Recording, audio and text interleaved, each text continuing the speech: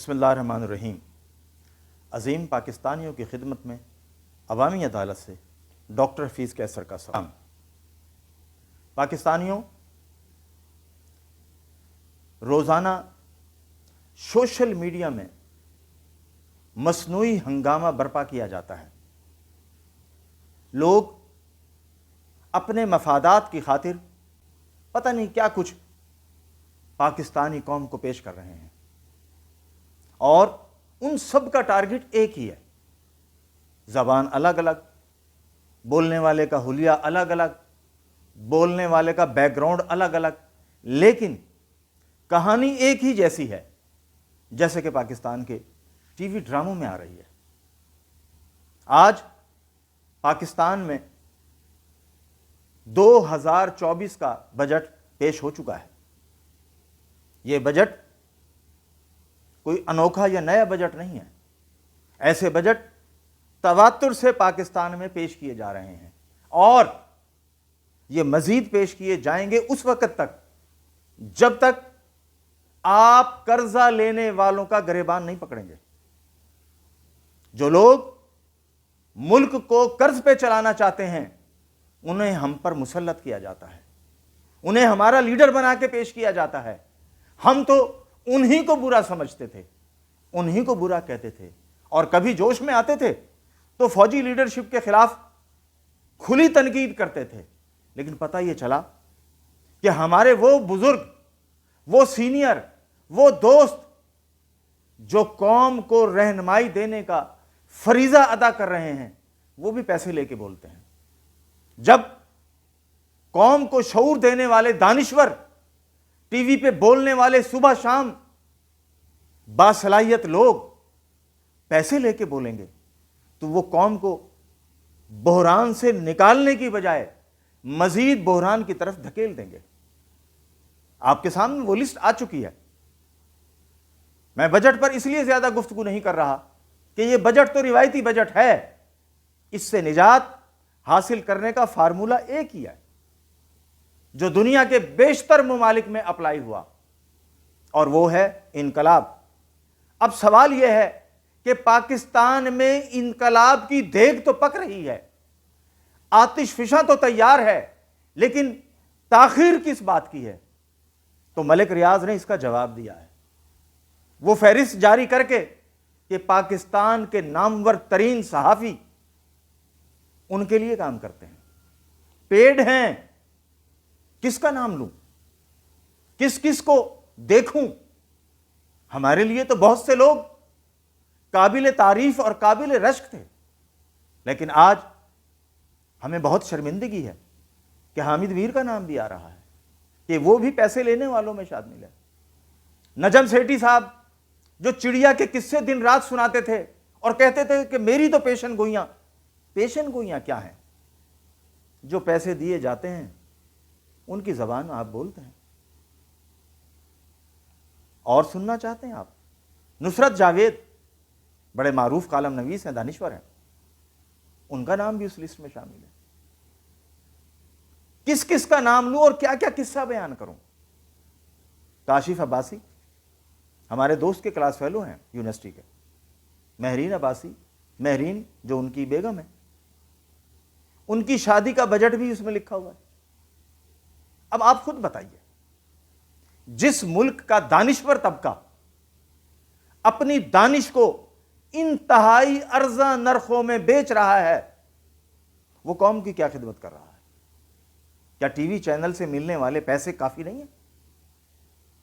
بتائیں کامران خان صاحب، آپ تو بہت تنخواہیں لیتے ہیں، آپ سارے بڑے معقول پیسے ٹی وی مالکان سے لیتے ہیں، اس کے باوجود یہ گراوٹ، اس کے باوجود یہ آرٹیفیشل گفتگو، اس قوم کے ساتھ اس سے بڑا ظلم کیا ہوگا کہ اس قوم کو رہنمائی دینے والے خود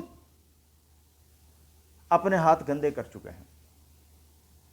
اب پاکستان بحران سے تو نکلے گا، ہمارا ایمان ہے کہ اس قوم نے بالآخر اس بحران سے نکل جانا ہے، لیکن اب یہ بات واضح ہو چکی ہے کہ اکثر لوگ کسی نہ کسی کے پے رول پر ہیں. پہلے تو یہی کہتے تھے نا کہ فوجی اداروں کے پے رول پر ہیں, اب پتہ چلا ملک ریاض کے پے رول پر بھی ہیں. یعنی اب مزید انکشافات ہو سکتے ہیں.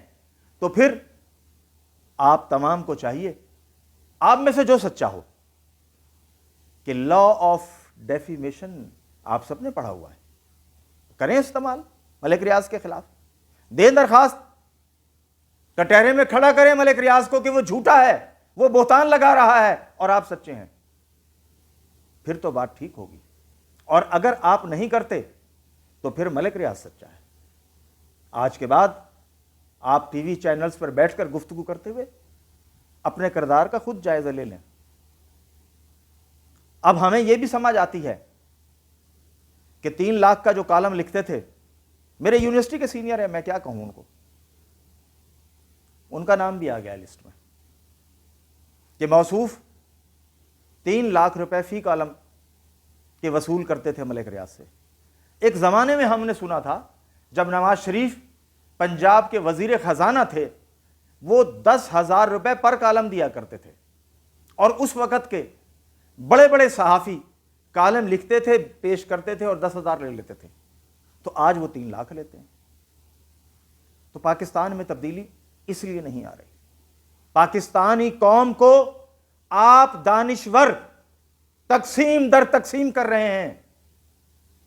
جو انقلاب پاکستانی قوم کے اندر انگڑائیاں لے رہا ہے, آپ اس کو روکنے کا ذریعہ بن رہے ہیں. حامد میر صاحب, آپ بڑے کھل کے تنقید کرتے ہیں, لیکن ایک خبر نے آپ کی ساری صلاحیتوں کو مشکوک کر دیا ہے.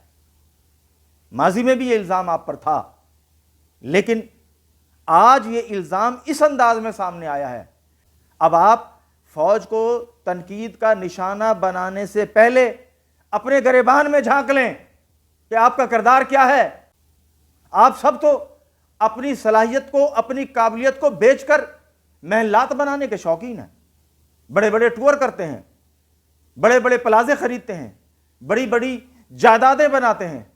اب مبشر لقمان صاحب بڑک نہیں مار سکتے سلطان راہی والی کہ میں تو بہت بڑی خبر لے کر آیا ہوں. کھرا سچ ہے یہ. سچ یہ ہے آپ سب نے ملک ریاض کے دسترخوان پر روٹیاں کھائی ہیں, اور وہ روٹیاں آپ کی زبان سے سچائی چھین چکی ہیں. لہذا میں آپ کو پھر کہہ رہا ہوں کہ جس جس کا نام آ رہا ہے وہ کورٹ سے رجوع کرے اور بتائے کہ مجھ پر ملک ریاض نے الزام لگایا ہے, تاکہ ملک ریاض کٹہرے میں کھڑا ہو.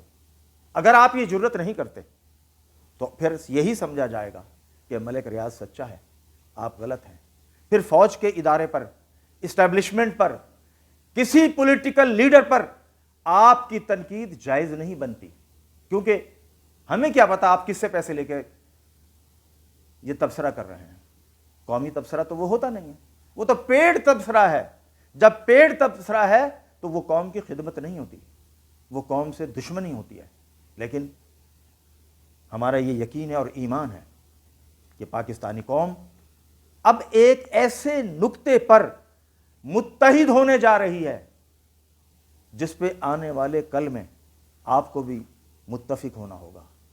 پاکستان کے بڑے بڑے لوگ اس نقطے کے آگے سرنڈر کریں گے. اس نقطے پر کام شروع ہو چکا ہے, کیونکہ قوم کو متفق کرنے کے لیے انتہائی ضروری ہے کہ کوئی ایک مرکزی خیال, مرکزی نقطہ, مرکزی شخصیت, مرکزی کردار سامنے لایا جائے. اور الحمدللہ عوامی عدالت اور اس سے وابستہ بہت سے دوست اس حوالے سے کام کر رہے ہیں. آپ دیکھیں گے کہ پاکستان تبدیل ہوگا. پاکستان اس لیے تبدیل ہوگا کہ فوجی لیڈرشپ تمام معاملات اپنے ہاتھ میں لینے کے باوجود ناکام ہے, عوام کو ریلیف نہیں دے پا رہی, جبکہ دوسری طرف ان کے ساتھیوں کا ریکارڈ, ان کے وسائل, ان کی دولت, ان کی پالیسیز, ان کے فیصلے منظر عام پر آ رہے ہیں. اکثر اداروں میں فوجی لیڈرشپ کے لگائے ہوئے لوگ تو بیٹھ چکے ہیں, لیکن رزلٹ کیا ہے؟